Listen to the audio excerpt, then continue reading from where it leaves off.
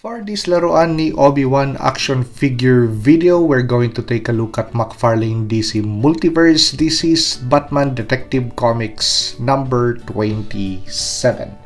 So this is going to be the Platinum Edition. So you know that it's a Platinum Edition. Aside from the tag on the box, it's going to look like this. So there's going to be two variants. The one with a black liner for the cape, and the Platinum Edition which has the blue liner for the cape and blue glove sets. And let's take a look at the spread of that beautiful wired cape. So for you guys who are searching for this action figure and the other variant which is more accurate to the first appearance of Batman, then those are the barcodes and numbers to look for. So they just share the same code.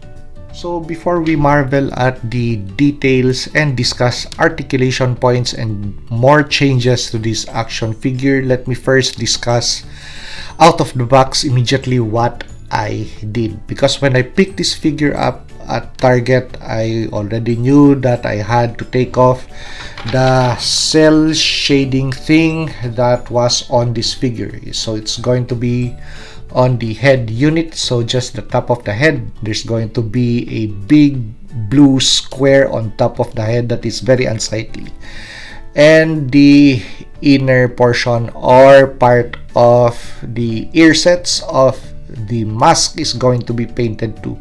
So with this part of the boots, there's going to be a line that runs from the top to the toe. So I just had to take out my nail polish remover and take off that paint because I really did not like it. So presenting to you guys what it's going to look if you took out those cell shading. Because if it's cell shading to give more accent, it's just way too bright blue, and you paint it on a black material, then it's really going to stand out differently. It's not going to be cell shading anymore. Okay, so that's what I did. So these portions, I took out the blue cell shading and the top of the head and the ears. And the next thing that I did, I had a Gundam marker immediately on hand, and I painted just the belt, the buckle. So immediately with the changes that I did to the action figure, I'm starting to really rank this as my new #1 Batman action figure. Okay, so let's marvel at the details of that nice thick cape. So it's double-walled, blue inner, black outer, and let's take a look at the other side. So the wires are nice and thick, and it's going to hold a pose this way. So you could see each of the lines of the cape.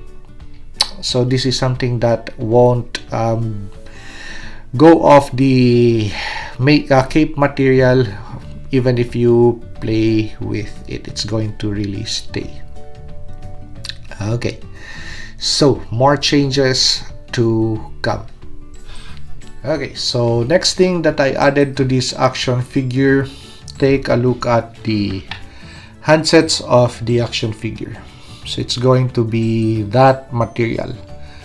So I placed cuffs on the glove sets.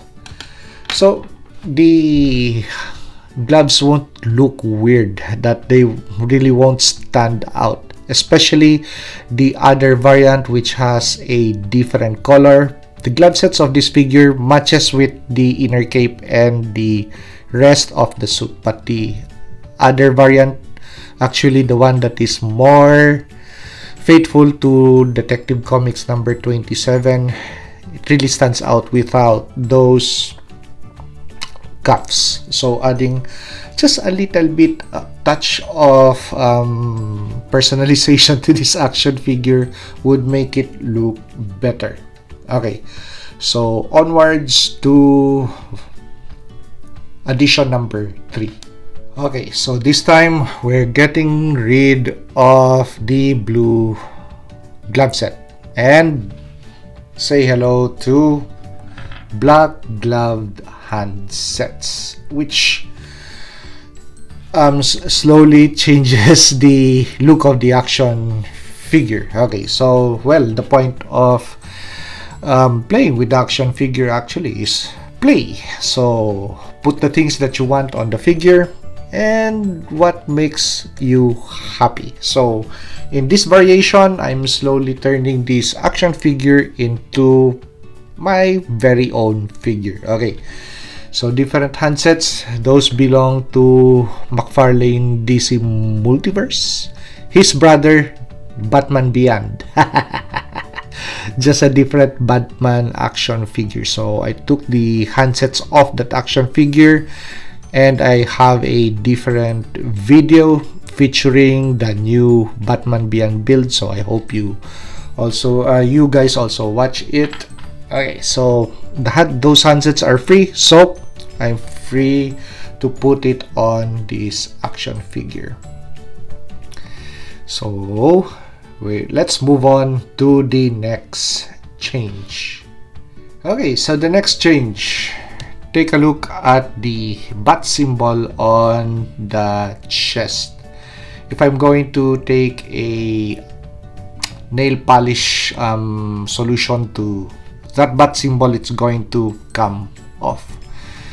And with regards to size, well, if it's accurate to Batman Detective Comics number 27 or not, beauty is in the eyes of the beholders. So introducing siya Batarang. So I have this lying around and take a look at how paper thin that Batarang is.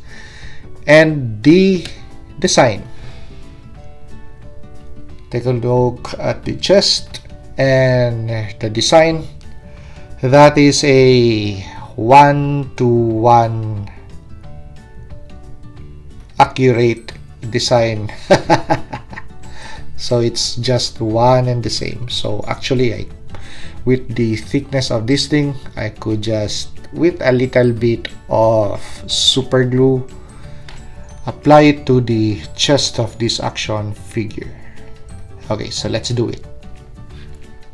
Okay, so as to origin of that Batarang, it came from my parts bin. Probably belonged to a Mattel Batman action figure. As to which Batman action figure, I really can't remember anymore.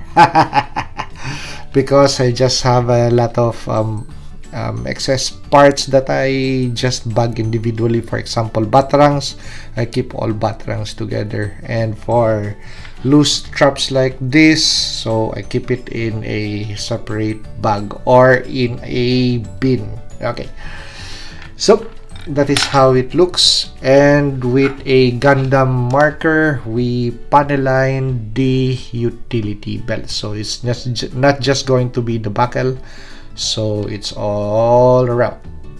Okay, as you could see, the belt is panel lined, further improving the aesthetics of the action figure, making it my own. So it's not the Batman Detective Comics 27, it's going to be my version, my own, of this Batman action figure. So let's take a look at that bat symbol, the chest. So with a hair dryer, I applied a little bit of heat and mounted it on the chest, so it's going to take 4 before I super glued it. Okay, so that's how it's going to look. So it becomes a more attractive looking action figure. So I'll be checking my local targets once again tomorrow if I could find another one. because I just want a second serving of this action figure. One to play with, I mean, and one to keep in box. As to articulation points, if you have the Hash Batman figure, I think I have it on display right now, so let me take that figure first. Okay, so Hash Batman articulation points for this guy is going to be the same, so especially on the head area. Let's take a look at that. So the neck and head, that's just one whole piece. So that's the reason why I would like to compare this figure with this as to articulation points. Well, if you want to further enhance articulation points, you could take it apart and with a Dremel and an X-Acto knife, so you could file out materials on the connection points and further improve articulation. But for my copy, I think I'm okay with it. Possibly later on, I think I'm going to improve the articulation point or the connection point on the neck, because take a look at that gap. So there you go, see that gap line? So I think I need to drill a little bit more inside the neck, so the peg is going to sit more flush instead of having that big a gap. Well, next project to do with this action figure, but right now, with regards to how I want it to look, it's going to be this, and additional possibly any Batman equipment that I have around. So I'm just going to take a look once again in my parts bin to pair gears or gadgets to this action figure.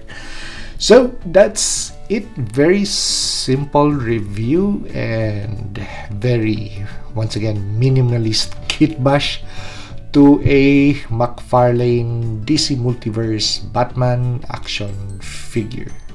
So if you like this review, like, comment, and subscribe to help me grow my channel, and see you on the next action figure or custom action figure review.